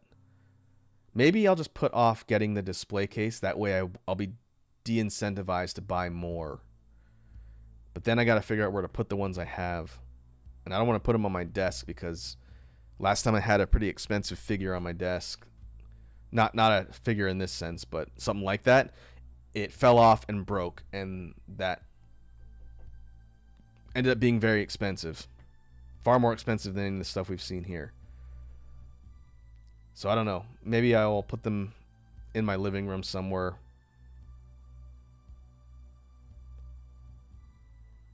Prince says, oh, you definitely do not want to get into Toreba then. I don't know what that is. Should I look it up?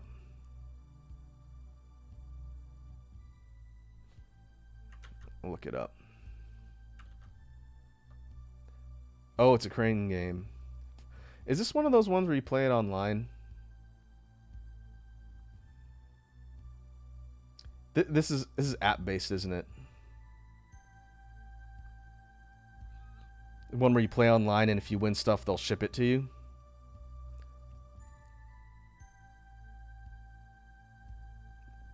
If so, I've seen a couple other ones that have existed for a bit that are like that, where you're playing crane games using, you know, like a virtual type of system, but if you actually win, then they'll send it to you.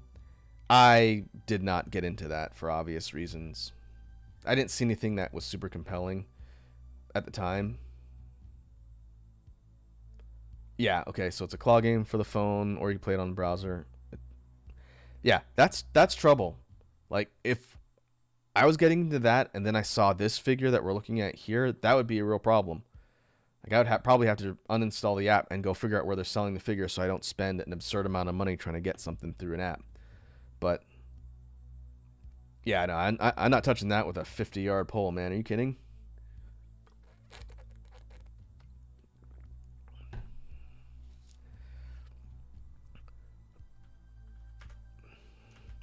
Well, we'll leave it on the splash screen for now. So, like I was saying before, we did a real quick recap of the stuff I covered on the presentation here, because we had some people join that missed the first part.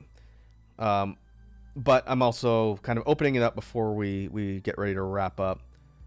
If people have just general questions, because again, I think Prince already knew this, because I think you were on the stream when we were streaming from Kyoto, but this is the follow-on to the Japan trip, so people are asking me questions about stuff, and now's the time for that, because I can answer them, as long as they're not too deep in the lore for when Wazzy, Matt, and I do a full recap on Wazzy's channel, which, again, it's going to be, I think, sometime next week.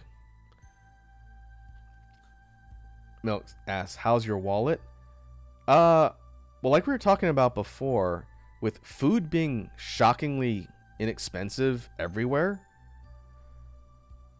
everything for accommodations, aside from like the tail end of the trip in the second round in Tokyo, hotels, all that, flight, that was all paid on the front end. So that stuff was gone, done. Like, I paid for that months ago because we coordinated with a travel agency for this one. Probably wouldn't need to do that again. I think we could have set the whole trip up ourselves now that we know what we know, but everything else that was being paid for on the trip, with the exception of like the actual transit stuff and, you know, anything incidental, was not too bad. Like, that's a question I've been getting from a lot of people I know here, was how expensive in general was the trip. I would say cheaper than I thought. I was kind of expecting the trip to cost me like between 10 and 15 grand in total for the whole thing, for everything.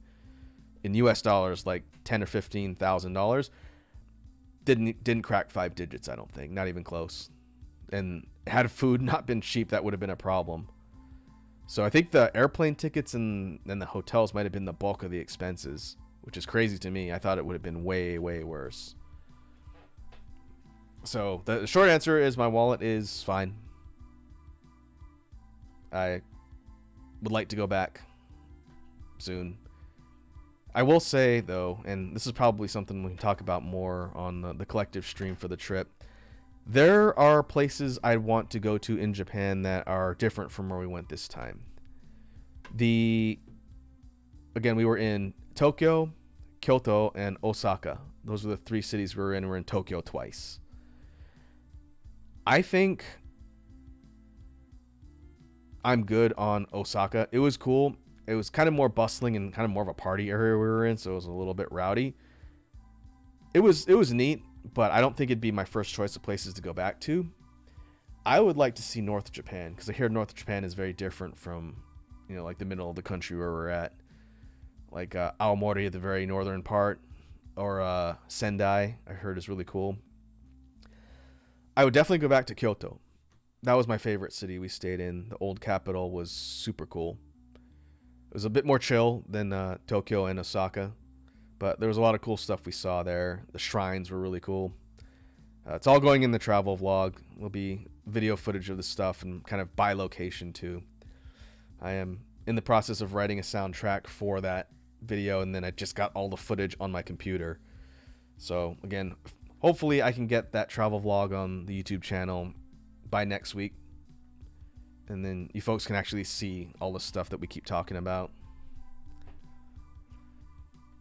And then obviously we have the wrap-up stream proper with Wazzy and Matt. For context, Milk, because I know we're just talking about it here. I was in Japan at two of my streamer friends here. Wazzy of Team Toxicure and Matt, aka Proto Prolix. The three of us went there. And we're planning on doing an actual wrap-up stream on Wazzy's channel, on the Team Toxicure main channel over there. It was supposed to be last weekend. Some stuff came up, so it got pushed back. But I'll be tweeting about it on the Twitters when that eventually happens, so that everyone across our communities knows when we're doing it. Because there's definitely some interesting stuff that happened, and stuff I'm not going to spoil here because it's a bit more of a involved story. And there were some shenanigans. I'm not going to lie. Milk says I'll be on the road this weekend, but I'll try to keep my ears out for that. I think it's going to probably be after the weekend. Maybe Monday. I don't know. We haven't decided yet because we have to coordinate 3 people's worth of schedules. But I wouldn't worry about it. I have a feeling the archive of it will be on Wazzy's YouTube channel too. I'm pretty sure she's going to want that to remain. So, no worries. There'll be no shortage of video evidence for all the stuff. Milk says I'll be gone with no Wi-Fi for like 9 days. Whew. It's a long time with no internets. On that topic, this is something we'll probably talk about later from the Japan trip. One thing that saved us a lot, like it would have been essential and we would have been screwed without it, is having a pocket Wi-Fi service in Japan. And Wazzy and Matt knew about it because they've been there before and they'd used that. I hadn't heard about it until they explained it to me. But like for me, I'm from the States. I have a US based phone plan. It's not international. My phone didn't work over there. I could have got like a rental SIM card or whatnot, and that would have been a whole thing. But what we did instead was we paid for a pocket Wi-Fi service. And what it is you sign up before you go and reserve one of these devices, and it's like $4 a day. It's pretty cheap. And what it is a mobile Wi-Fi hotspot. And you just keep it with you. You connect your phone to it like you would any Wi-Fi router, and you have internet.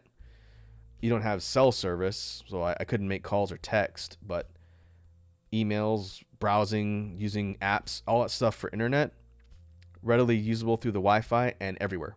Just anywhere we went. You just have to make sure it doesn't run out of battery.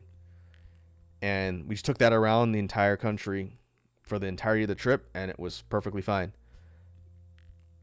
I would absolutely do that again. It cost me like maybe $100 for the entire trip to have internet access and app access and everything for the whole thing. It was invaluable because we used Google Maps to navigate everywhere, and if we didn't have that, we wouldn't have been able to do that. And I know from my cell service, since I asked, if I had international roaming turned on, it would have cost me $10 a day. So it would have been more than double the cost of just renting the device. And so you show up at the airport, you check in, they give you your device, and then when you are done with it, usually when you're leaving, they give you an envelope. You just throw all the crap in an envelope and drop it in a post office box or mailbox. It goes back, you're done. That's it. You just use it up until the last day, package it up, mail it back to the service. That's it, and you're good to go. So, again, for people who might go to Japan in the future, pocket Wi-Fi, super super useful and pretty affordable too. I would do that again in a heartbeat. It saved us a lot of trouble. Boy, did I have a lot of text to look at when I got back, though. Another thing that was pretty handy that we got through the travel service, which is not something you exclusively get through like an agency, is a Japan Rail Pass. Like a JR Pass is something only foreigners visiting Japan can get. Locals have their own transit things that they buy for the trains. But the Rail Pass that you buy covers all of the majority of the bullet trains. And so if you're going a long distance, like we did from Tokyo to Kyoto, which is a long distance all the way across the country, from the east side to essentially the west side of the country, on the bullet trains, that's like a 3-hour trip. I think it would have cost us about $100-something USD out of pocket, but because we paid up front for this rail pass, and I think it was like maybe $100 for the entire trip, any trip on the bullet trains was covered by that pass the entire time we had it. And so we took the bullet trains like 3 or 4 times, and all of it was paid for, with the exception of the very last leg of the journey. And so if you want to be able to get across long distances, getting that rail pass is pretty handy, because you just buy your tickets with it. You don't have to pay anything additional on top of what you paid up front, and then you just go. It's keyed to your passport, and so it just uses that information to say, yep, paid for. You just get your tickets and go. Super super useful. In general, we'll talk about that more in depth, but the transportation and transit systems in Japan absolutely blow my mind after comparing it to what we've got in the States. Like the trains, the buses, and everything in Japan, everything runs so smoothly and efficiently, and you don't have to worry about getting stabbed. Not so much the case in the States, and I don't even live in a terrible state. And pretty easy to navigate via Google Maps too. Since Matt was our logistician, he helped us get from point A to point B. But all he did was key in our destinations via Google Maps, and it's like, okay, go to this station, take this line, get off here, and then walk to wherever you're going. Super easy. And the signs for all of the stops and whatnot have like a toggle that they show in English too, which also made it pretty handy. It means you don't have to read a ton of Japanese. Speaking it is the most important thing, I think. That's what I've been telling folks since I got back. But yeah, overall it was a really good trip. A lot of walking, but also a lot of good food, a lot of interesting sights, and a lot of interesting physical things were acquired, as evidenced by the presentation that you've all sat through today. So with that, I think we will look at wrapping up. If anybody has any last questions, feel free to throw them at me before we completely wrap up. But you'll also get a chance to ask questions on the big trip wrap-up stream, whenever it is, soon. So I encourage everyone who's hanging out that might be tuning into that to think up more questions to ask the three of us, and we'll make sure we answer them.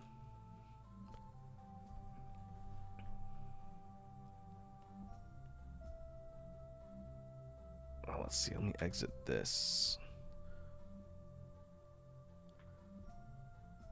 If this stream wrapped up earlier, I would have done like more Resident Evil 4, but I think if I do that now, it's going to be like a 5-hour stream, and as much as I'd like to do that, I have stuff I need to do before it gets too late. So before we wrap up, let me see who's online that we can raid and spread the good vibes to. Let's see. 6 is online. I have not seen 6 in a while because our schedules have been radically different. 6 just re-debuted, and they are currently on the grind. We'll go say hi to them. So let me pause the BGM. We'll go ahead and go to outro, and we will get ready to wrap up.